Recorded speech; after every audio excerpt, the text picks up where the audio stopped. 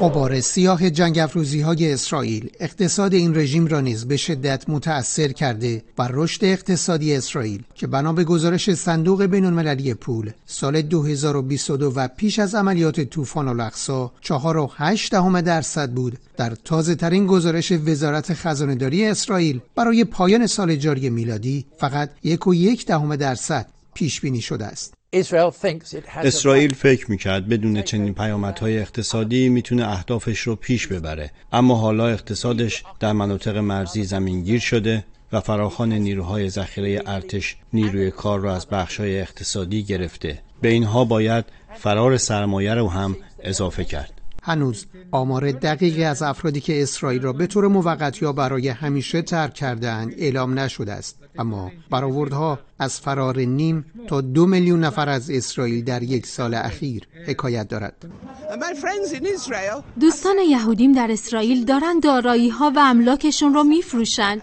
اتفاقا فقط به فلسطینی‌ها میفروشند و به اونها میگن ما دیگه به اسرائیل بر نمیگردیم. دوستانم در اسرائیل میگن از آغاز جنگ غزه حدود 1 میلیون نفر اسرائیل رو ترک کردند.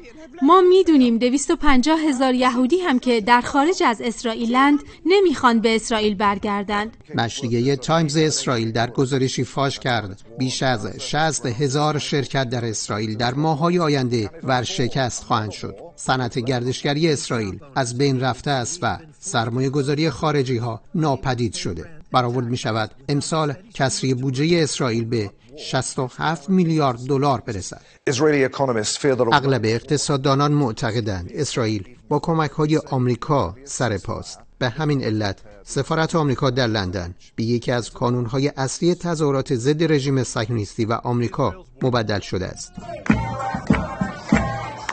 بر اساس گزارش دانشگاه براون، آمریکا با بیشترین نصاب فقط یک سال اخیر حدود 18 میلیارد دلار بمب و جنگ افزار به اسرائیل ارسال کرده.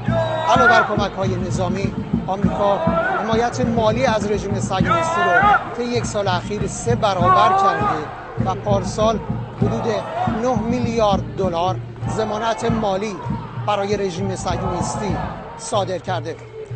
مجتبی قاسم‌زاده، خبرگزاری صدا و سیما، لندن.